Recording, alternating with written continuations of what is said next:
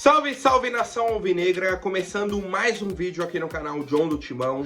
Então se você tá chegando agora, já deixa o seu like, se inscreve aí embaixo pra gente bater a meta de 105 mil inscritos. Uma ótima quinta-feira pra todo mundo, apesar, né, da derrota vergonhosa de ontem da equipe do Corinthians para o Juventude, né? Vamos falar bastante aí sobre esse jogo, todas as questões que envolveram aí a nossa derrota, tá? Agradeço a presença de todos ontem na live pós-jogo, lá no Instagram, @JohnDoTimão, tá? Então, para quem não me segue, já segue aí, temos os links aí das redes sociais, Instagram, TikTok, Kawaii, Twitter, tudo na descrição para vocês.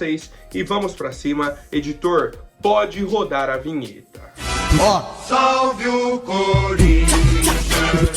Bom, família, vamos seguir a ordem do jogo, né? A ordem cronológica das situações aí que moldaram o jogo de ontem. O Corinthians entrou em campo às 20 horas contra o Juventude, segunda rodada do Brasileirão, lá no Alfredo Jaconi. Beleza. Uma grande mudança no meio-campo. A saída do Fausto Vera, a entrada do Igor Coronado. Então jogando Coronado e Garro, com o Ranieri, né, marcando ali. Então os três meio-campistas, um primeiro volante e dois meias. O ataque, Wesley, Romero e Yuri. Uma formação que foi muito pedida pela torcida corintiana. A gente queria ver o Garro jogando ao lado do Igor Coronado. E aconteceu ontem. E pra mim foi positivo, tá? Pra mim foi positivo. Os dois se procuraram, os dois tentaram criar oportunidades. O time do Corinthians criou oportunidades, né? O time do Corinthians começou melhor o jogo. Criou uma chance com o Yuri, depois arrumou um escanteio. O Romero no primeiro pau, livre, só escorar no gol. O goleiro veio batido. Cabeceou pra fora. O Yuri perdeu outro chute ali de dentro da área. E aí o Juventude entendeu que precisava marcar o Coronado e o Garro. Fecharam os espaços. Aí dobra a marcação no Wesley. Deixa uma marcação individual no Garro, no Coronado e pronto. Você não tem mais nenhuma saída do time do Corinthians. Por quê? Porque o Romero não é esse jogador construtor. O Hugo não consegue dominar uma bola. O Fagner, ele vai criar 2, 3 jogadas por jogo e só. Não adianta achar que ele vai subir todas, vai construir um monte de jogada, não vai. Ranieri é um volante. E pronto, o time do Corinthians começou a ficar apático. O Juventude começou a gostar do jogo, a finalizar de fora da área, a criar chances. Mas nada surreal também, tá? A questão é, o time do Corinthians jogou bem os 15 primeiros minutos e aí parou. Vamos para a segunda etapa, uma mudança no nosso time, né? Até a escalação que eu trouxe aqui, que poderia ser a do time titular, com o Maicon no meio campo, né? Ranieri, Maicon, Garro, Coronado, Romero e Yuri Alberto. O Lazzaroni colocou na segunda etapa, tirou o Wesley e colocou o Maicon. Então, Ranieri e Maicon, a dupla de volantes. E aí, 2 meias com mais liberdade, né? Já que você tem o Maicon ajudando no meio campo. E o Corinthians começa o segundo tempo, mais uma vez, melhor que o Juventude.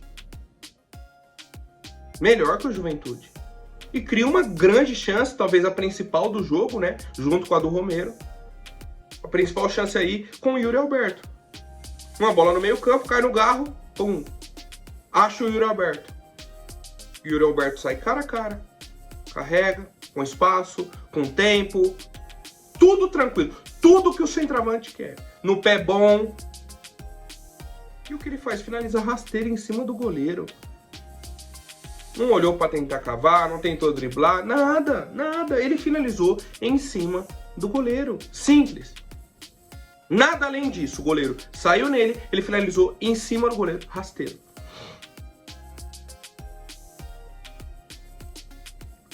Um minuto depois, 1 minuto e meio depois, o que acontece? Um chute do Jean Carlos. Da ponta da área. E o Cássio toma o gol. E aí vou falar pra vocês. Não existe A, B, C, D ou E. Não tem. Ah, mas isso. Ah, mas... Não, o Cássio falhou no gol do Jean Carlos. Era uma bola extremamente defensável. Era um chute defensável. Vi muita gente colocando situações, mas não sei o quê. Não existe. O Cássio foi o responsável pelo primeiro gol do Juventude. Isso com 7 minutos do segundo tempo. Pô, beleza, um baque, uma situação complicada, mas temos aí mais de 40 minutos pela frente, né? Contando os acréscimos e tudo mais. Vamos lá, estamos no jogo. 5 minutos depois, o que acontece? Um passe do Gustavo Henrique para o Cássio. O Cássio domina. Vai virar o jogo rasteiro dentro da área. Dá a bola no pé do Jean Carlos. O Jean Carlos só carrega e escora para o Lucas Barbosa, né? Lucas Barbosa só fazer o gol. Sozinho dentro da pequena área. E aí, mais uma vez. Eu vi comentários ontem na live. John, mas o Félix Torres não chegou na bola. Óbvio, o passe do Cássio foi errado. Não tem como culpar o Félix Torres ou o Gustavo Henrique pelo erro do Cássio.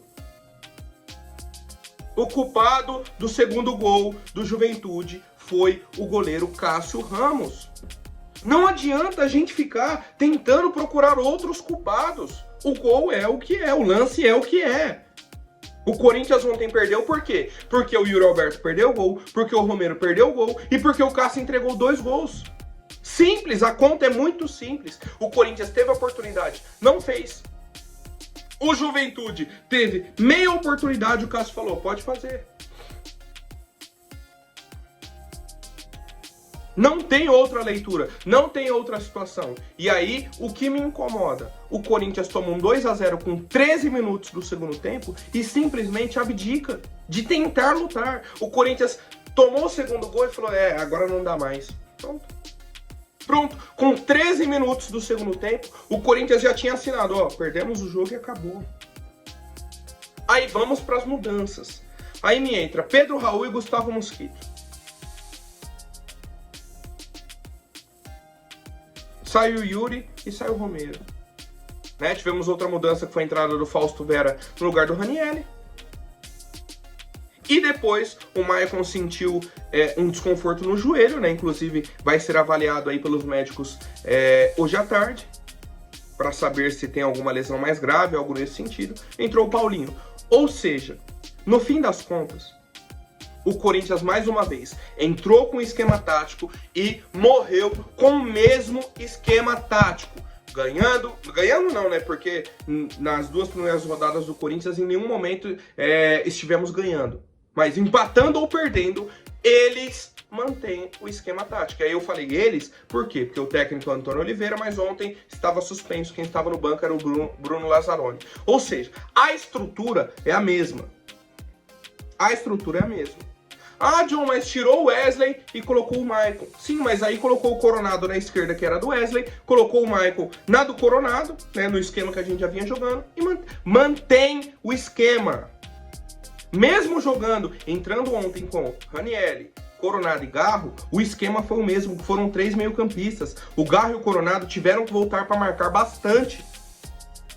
Que é um esquema com 2 meias e 3 atacantes. O esquema é sempre o mesmo. Vai colocar o Pedro Raul? Tira o centroavante. Vai colocar o Mosquito? Tira o ponta. Vai colocar o Fausto? Tira o volante. Vai colocar o... Sempre o mesmo esquema. Vai colocar o Mateuzinho? Tira o Fagner. Não existe mudança de esquema tático no Corinthians. É sempre a mesma estrutura. E aí, vamos para outros pontos. O Gustavo Mosquito não vinha sendo nem utilizado. Pedro Henrique entrou bem no Campeonato Paulista, teve um destaque e tudo mais. De repente, no jogo que precisa, o Pedro Henrique não serve mais.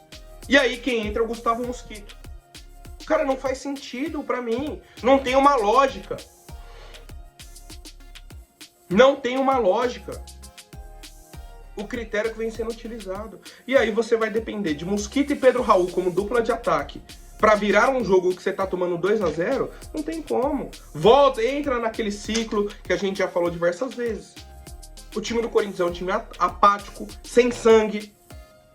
É um time entregue. É um time que toma 2-0 do Juventude, como eu falei. E assim, eu falo, não, já era. Ah, não, beleza. Você vê no rosto do jogador, ah, não, tá. Ah, não, já foi. Pô, o atleta Hugo, lateral esquerdo da equipe do Corinthians, é o jogador com mais jogos com a camisa do Corinthians em 2024. Certo? Isso não é uma opinião do John, é um fato, é uma estatística. O cara que mais entrou em campo com a camisa do Corinthians em 2024 se chama Hugo. Isso é um problema seríssimo, uma vez que o Hugo é extremamente limitado tecnicamente. É um cara que não sabe tomar decisões. É um cara que esteve sozinho 3 vezes dentro do campo, sozinho. O cara mais próximo dele estava pelo menos 4 metros. A bola vinha nele, sabe o que ele fazia? Um estourão. Calma, domina a bola, meu filho. Domina a bola, calma. Domina. Aí você olha, baixar um companheiro, baixar um passe. Se dominou, aí apertou, tá sem saída, aí beleza, aí quebra. Não, a bola vinha, ele se desfaz da bola, tá com medo. Tá com medo. Não sobe pro ataque, não... Meu Deus do céu, cara. Tivemos um escanteio, uma falta, um cruzamento, né, no fim do jogo, ele sozinho também, cabeceou pra fora. Sozinho. E aí eu tive que ouvir o comentarista do jogo, num lance lá, um rebote de um escanteio que ele chutou, a bola passou perto. Ah, mas o Hugo tem que chutar mesmo porque ele tá acertando esse chute. Não, tá acertando. O Hugo tá acertando pra caramba esse chute. Pega aí na temporada, ele tem 10 gols. O Hugo tem 10 gols com a camisa do Corinthians. Tá acertando pra caramba esse chute. Que chute que ele acertou com a camisa do Corinthians? Qual chute que o Hugo acertou?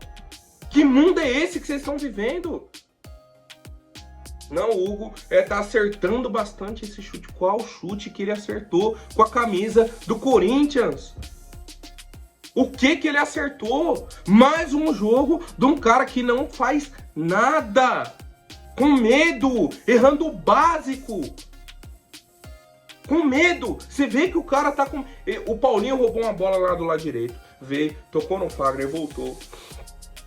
Tocou no Gustavo Henrique devolveu. Ele veio pro lado esquerdo, tocou no Hugo, bola bateu no pé direito, no pé esquerdo, e saiu pra lateral. Ele sozinho.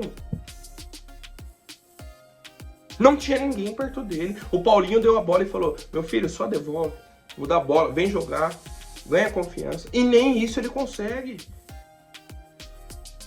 Só que aí, vamos voltar na questão de treinador. Falei sobre as substituições, falei sobre a questão de não mudar o esquema tático. Agora vamos lá. Falta coragem. Eu quero ver se no sábado vai ter coragem de colocar o Carlos Miguel no gol. Se vai ter coragem de mudar o lateral esquerdo. Se vai ter coragem de, quando o time estiver perdendo, não estiver funcionando, de mudar o esquema tático. Vai ter coragem? Alguém vai ter coragem no Corinthians de chegar no Cássio e falar, Cássio, você é o maior jogador da história do Esporte Clube Corinthians Paulista. Mas hoje, em 2024, você, Cássio, não tem condições de ser o titular. Temos jogadores em condições melhores. Você hoje é um jogador que vem comprometendo a equipe. Cara, até quando a gente vai passar por isso? Eu não aguento mais. Eu não aguento mais. A gente viu o Palmeiras passar isso com o Marcos. Meu Deus do céu, o Marcos tá se arrastando no gol, mas ninguém tem coragem de tirar. A gente viu isso quanto tempo com o Rogério Ceni?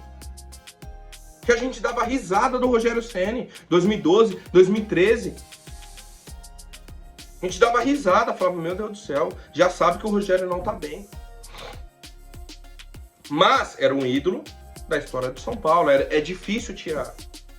Só que a gente tá vendo o mesmo filme acontecer com o Corinthians, a gente tá falando e não tem ninguém lá dentro do clube que enxergue isso. Não tem ninguém. Aí vamos pra entrevista do Cássio após o jogo. Ele falou o seguinte, ó.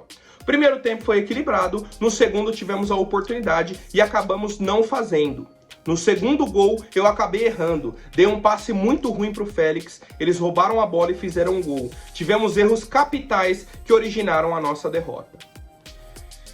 Cássio, é mais grave do que eu pensava. É muito mais grave do que eu pensava. Pô, John, mas ele admitiu que errou o passe pro Félix.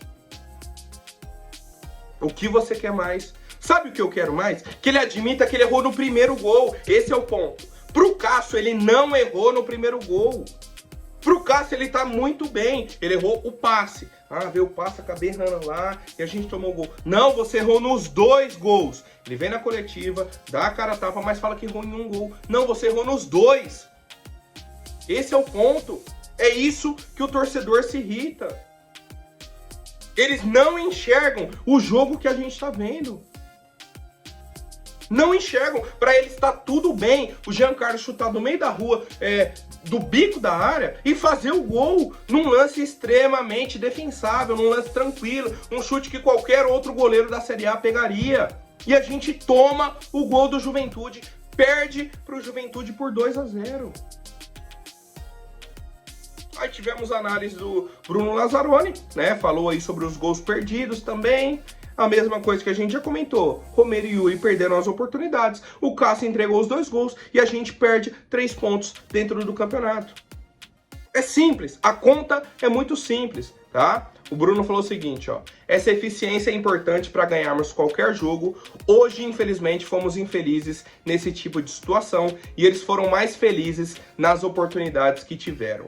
Apesar de ter finalizado apenas 2 vezes no gol, tivemos pelo menos 3 chances de abrir o placar. A maior dela foi no início do segundo tempo com o Yuri, teve também um cabeceio do Romero e outra chance dentro da área com o Yuri. A gente nunca responsabiliza um jogador, quando perdemos todos. Infelizmente, em ambos os gols, a bola estava nos nossos pés e a gente acabou cometendo erros. A gente reconhece nossos erros, mas temos que dar uma resposta positiva no sábado para mudar esse cenário. Há quanto tempo que a gente vem esperando essa resposta positiva, essa mudança? Há quanto tempo? Vence um jogo, não, agora vai, o time vai engrenar, parece que entendeu, aí perde pro Juventude. Aí vence um jogo, não, agora vai funcionar, aí perde pro Ituano, aí perde pra fulano, aí perde pra ciclano, aí toma 5-0, 5-1 do Bahia. Até quando, cara? Sai técnico, entra técnico, sai jogador, muda jogador. Eu vi um comentário ontem no Twitter que é o sentimento que eu tenho hoje. Os jogadores chegam no Corinthians e parece aquele funcionário novo que entrou numa multinacional, certo? Ele entra com aquele gás. Não, vamos lá, vamos resolver as coisas, tô empenhado, tô empolgado. O cara chega com a vontade de mover uma montanha. Aí chega, conhece aquele funcionário antigo, o cara fala, ó, calma, o ritmo aqui é esse aqui, ó, devagarinho, vamos fazendo aqui, isso, aquilo. Aí o cara vai entrando nesse ritmo. Na hora que vê, tá o time inteiro nesse marasmo, nessa calma, nem aí pra nada. É esse o sentimento que eu tenho como torcedor do Corinthians e eu quero saber a opinião de vocês, família. O que acharam dessa partida de ontem? Eu, particularmente, aí tive um desabafo, né, no vídeo de hoje, porque tá complicado, cara. Tá bem complicado, família. Bom, algumas atualizações importantes, né? Ontem tivemos aí o sorteio da Copa do Brasil. O John chegou a publicar aí nas redes sociais, né, no Instagram principalmente. O Corinthians vai enfrentar o América de Natal, né, equipe aí do Rio Grande do Norte. Tivemos o sorteio aí. O primeiro jogo acontece na primeira semana do mês de maio, né? Então temos o meio de semana que vem a Sul-Americana, no outro já temos aí a rodada de ida. Depois, na semana do dia 22 de maio, temos os jogos da volta, tá? O primeiro confronto será fora de casa, lá na Arena das Dunas, e o confronto de volta na Neoquímica Arena, tá? O John pede aí pro editor colocar todos os confrontos, né, na tela. Alguns destaques, né? Fortaleza e Vasco, 2 clubes de Série A. Temos Internacional e Juventude, 2 clubes de Série A também, que inclusive o Juventude eliminou o Inter na semifinal do Gaúcho. Botafogo e Vitória, 2 clubes de Série A também, né, que chamam a atenção aí nesse confronto. No mais, acho que é isso, né? Temos Cuiabá e Goiás, outro confronto equilibrado. Goiás foi rebaixado aí recentemente, mas assim, são esses os principais confrontos aí dessa fase da Copa do Brasil. E a expectativa, obviamente, é a classificação do Corinthians para as oitavas da competição nacional. Certo, família? Agora rapidinho antes da última notícia, né? Peço para quem não for inscrito, deixe a sua inscrição, deixe o seu like também e vamos para cima. Família, sobre contratações, né, a gente tem, né, ainda a janela até amanhã, janela do mercado interno do futebol brasileiro, e a resposta do Augusto Melo foi a seguinte: não vamos negociar nessa janela, o nosso foco é a janela do meio do ano, em que podemos trazer jogadores do mercado internacional. O principal nome continua sendo o volante Hernani do Parma, né, que já tem um acordo com o Corinthians, já tem uma conversa bem adiantada, falta o acordo com a equipe do Parma, e o Corinthians deve buscar outro jogador para o ataque, certo? Então,